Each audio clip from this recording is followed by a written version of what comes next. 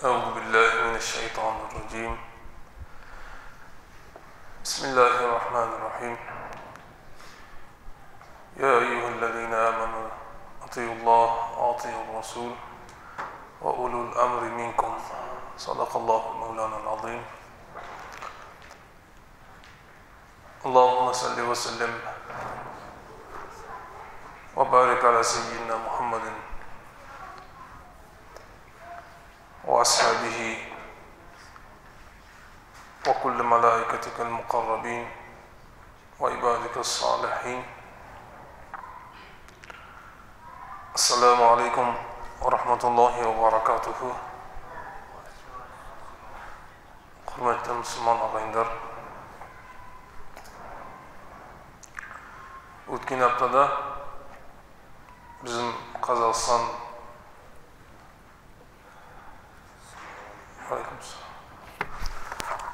Qozog'istonning ulkan g'olimlarining biri, diniy boshqarmaning ulkan mushasining biri, ulamalar kengesining ulkan үлес қосатын, ақыл қосатын ұстазымыз Абдусаттар ұстаз қайтыс болды. Алла Субханаху ва Тағала жатқан жерін жайлы қылғай, топырағын торқа қылғай. Алла Субханаху ва Тағала біздерді, мұсылмандарды ұлы бір сынаққа алып жатыр. Пайғамбарымыз саллаллаху алейхи ва саллям айтқандай,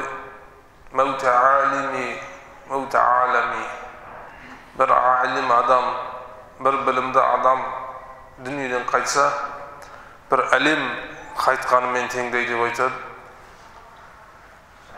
Себебі алим адам ол да біліміне амал жасайтын Абдусаттар ұстаз сияқты болатын болса, әл-алимун мутааллимун юдаа фил малакут,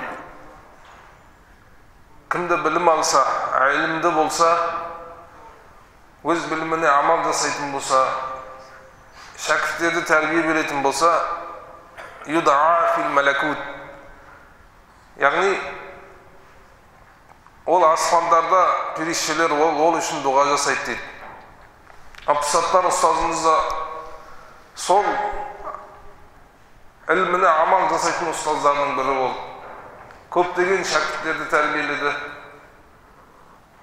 Пайғамбарымыз саллаллаху алейхи ва саллям айтады, ертең қияметте 3 топ адам шипаатшы болады дейді. Ең бірі әл-әмбия, пайғамбарлар, ең бірінші шипаатшы болатын пайғамбарлар. Өз үмметін, күнәһар үмметін, тұзақ уәжіп болып тұрған үмметін шығарып жәннатқа алып барады өзімен. Ең бірінші пайғамбарлар. Екінші ғұламалар, алимун мутааллимун, біліміне амал жасап, хақиқатан Алладан қорыққан ғұламалар. Иннама яхшаллах мин ибадихил улама. Алладан шынайы қорқатын адамдар, олар білімді адамдар. Алланы хақиқатан таныған адамдар дейді. Иннама яхшаллаха мин ибадихил улама. Үшінші шахид болған адамдар дейді. Имам Термизи рахималла келтіретін хадисте пайғамбарымыз саллаллаху алейхи ва саллям айтады, бір алим, мутааллим, алим, амил, өз біліміне амал жасайтын алимді Алла Субханаху ва Тағала қиямет күнде, есеп күнде шақырады дейді, өз құзырына. Осы үмметтен, пайғамбар саллаллаху алейхи ва саллям үмметінден шипаатшы бола аласың. Сен осы үмметті шипаатшы бол деп шақырады дейді. Ол Алла Субханаху ва Тағала айтады дейді. Мен қанша адамды шипаат қыла алам дегенде, Алла Субханаху ва Тағала айтады дейді. Аспандағы жұлдыздардың саныдай сен адамды өзіңмен бірге жәннатқа алып барасың дейді. Қараңыз. Bir alim, mutaallim bolsa, tagı amil bolsa, öz bilimine amal жасайтын alim bolsa, жұлдыздардың саныдай адамды өзімен, subhanallah. Allah subhanahu wa ta'ala yarfa'illahu alladhina amanu minkum wallazina utul ilma darajat. Алла Субхану ва Тағала білімді адамдардың дәрежесін көтереді дейді. Осы аятты кітаптардан, тәфсірлерден оқимыз. Алла Субхану ва Тағала қалай дәрежені көтереді. Бірақ хақиқатан білімді адамның дәрежесі көтеріледі дегенді өткенде сол Абдусаттар ұстазымыздың жаназасында көрдік.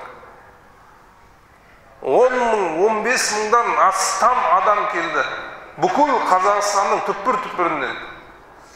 Сол бір күндің ішінде естіп, Алла Субхану ва Тағала, қараңыз, Субханалла, қалай Алла Тағала дәрежесін көтерді. Бүкіл Қазақстандан сол ұстазымызды жоқтап, сол Сарыағаш елді мекеніне бар. Bir imani, bir adam көргенде кәдімгідей адамның иманына әсерлі болады. Бүкіл ұстаздар, бүкіл шәкірттер, мұсылмандар бұл нені білдіреді? Алла Субхану ва Тағала хақиқатан бұл дүниеде білім адамның дәрежесін көтереді. İmam-ül Haramейн Нейшабурдан Медине жаққа бара жатқанда, әрбір қалаға тоқтағанда адамдар, бүкіл қаланың адамдары қаладан шығып алдына күтіп тұрады дейді. 40 мың, 50 мың адам күтіп тұрады дейді. Сол кездің халифаты өз үйінден қарап адамдардың қасындағы әскерлерін айтады дейді. Хақиқи патша біз емеспіз, хақиқи патша бұлар деп айтады дейді. Хақиқатан Аллах Тағала дәрежесін көтерген халық шынайы бұларға қызмет жасауға дайын. Бұлар хақиқи ғұламалар, хақиқи патшалар осылар деп айтады дейді. İmam-ül Haramейн Ал-Джауайни рахмаллаху көрсетеді. Алла Субхану ва Тағала білім мен дәрежесін көтерген ұстаздарымыздың бірі Абдусаттар ұстаз. Хақиқатан Алла Тағала Ярфаиллаху аллазина аману минкум валлазина утул илма даражат деген аяттың тәпсірін амалға келтіріп жатыр. Алла Тағала білімдің күшін, Алла Тағала білім мен қандай дәрежеге алып келеді адамды. Аллаға шүкір, ұстазымыз қайтқанымен да біраз шәкірттер тәрбиеледі. Көптеген шәкірттерді, көптеген қазір өздері бір мешітте имам болып, шәкірттер тәрбие беріп жүрген шәкірттер тәрбиеледі. Алла Тағала оның жолын әрқашанда жарық қылғай. Бірақ соның өзінде бір өкінішті нәрселер болды. Адам оны айтуға, тілге келтіруге де ұят. Алым адам өлгеннен кейін бүкіл ислам дініне бір зиян. Мәуті алими кәм мәуті алими дейді. Бір алым өлсе, бүкіл алим қорған деген мағына. Өкінішке орай сәлафиттер, бахабиздер сол алимдің өлгеніне қуанып, қуанғандан да бөлек сондай бір сөздерді айтып жатыр. Астағфируллах ва атубу алейх. Бұл мұсылмандың айтатын сөздері емес, мұсылманның аузынан шығатын сөздері емес, мұсылмандың жүрегінен шыққан сөздері емес бұлар. Қарайған кәпірдің, еврейдің, христианның айтпайтын сөзін бұл вахабиздер айтқан сол кезде, қайтыс болғанда. Абдусаттар ұстазымыз кешірсе де, мен жеке басыммен қияметке дейін бұларды кешірмеймін. Бұл вахабиздерді мен кешірмеймін айтқан сөздерін бұл ұстазға. Аллах Тағаладан сұрайын, тез арада бұларды жазалауын сұрайын бұлардың. Сондай үлкен ұстазды құрметтеу тұрсын, соның айтқан сөздерін егер естіген болсаңыз, жазған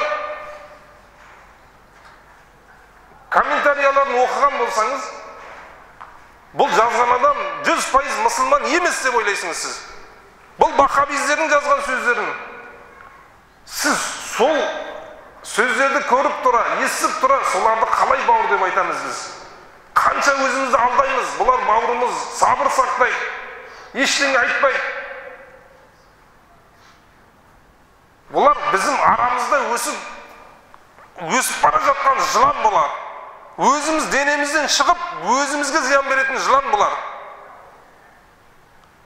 Хақиқаттан көзімізді ашпайынша бұлармен ешқашан достасуға мүмкін емес ағайындар.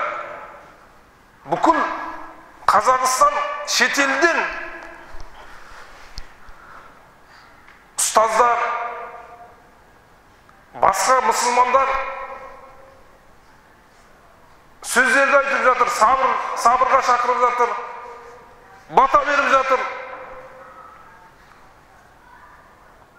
Бұл арамызда жүрген надандар, ақмақтар өлген адамға да тіл тигізуді тоқтатпайды бұлар.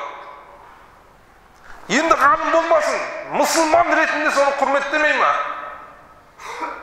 Пайғамбарымыз саллаллаху алейхи ва саллям айтады, мұсылманның артынан сөйлеу болмайды дейді. Енді ол өлген мұсылман болса, дүниеден қайтқан адам болса, сен одан ертең қалай кешірім сұрайсың? Тірі адам болса кешірім сұрауға болады.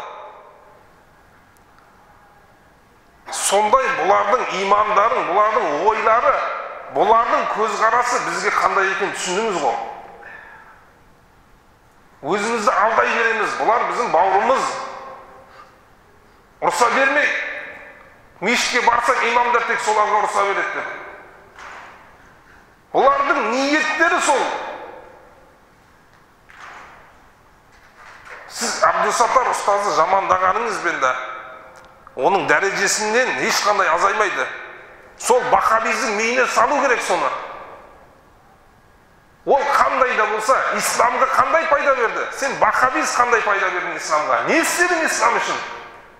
Исламды қара.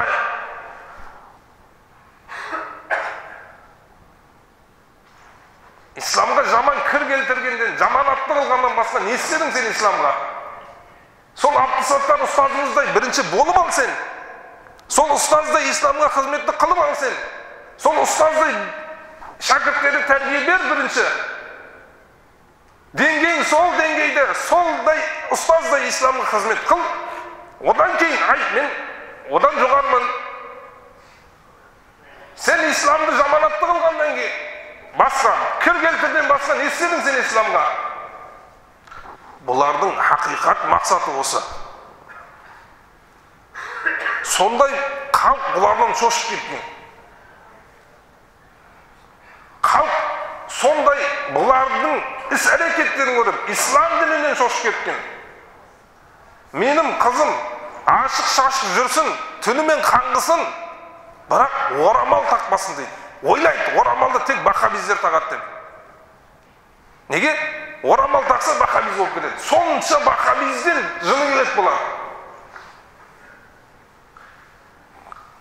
Қоғамда, елімізде намаз оқымайтын, ашық-шашық көбейетін себебінің бірі ваххабиздердің өзі. Басқа ешқандай себебі жоқ. Сол ваххабиздердің өзі халықты шошытып, соған итермелеп жатыр. Егер орамал тақсаң, біз сияқты боласың. Жүрегіңде жұмсақтық болмайды, кешірім болмайды, рахым болмайды. Халық соны шошып орамал таққысы келмейді. Ашық-шашықтың көбеюінің себебі ваххабиздер. Ашық-шашық жүрсін, қаңғып жүрсін қызым дейді, орамал тақпасын дейді. Олардың мақсаты сол, ислам дініне кір келтіру. Мені өзімді ваххабизмен Алла сақтасын. Маған бидатшы деп айтың, надан деп айтың, адасқан деп айтың, ваххабиз деп айтпаң. Сондай жыным келеді солардан мен. Бидатшы деп айтың, адасқан деп айтың, ваххабиз деп айтпаң.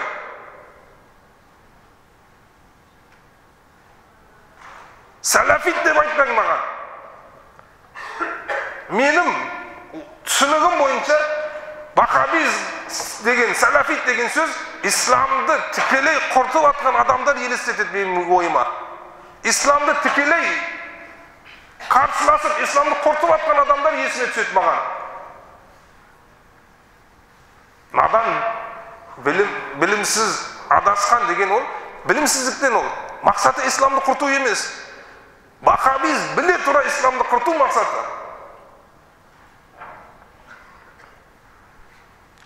Алла тағала оларға да hidoyat берсін, Алла инсаф берсін оларға. Абдусаттар ұстазымызға да Алла тағала жатқан жерін жайлы қылып, Алла тағала дәрежелерін көтере берсін иншаллах. Алла тағала сол медресесіне қалған ұрпақтарына Алла тағала береке бергей. Алла тағала медресесін жемісті медреселерден қылғай. Алла тағала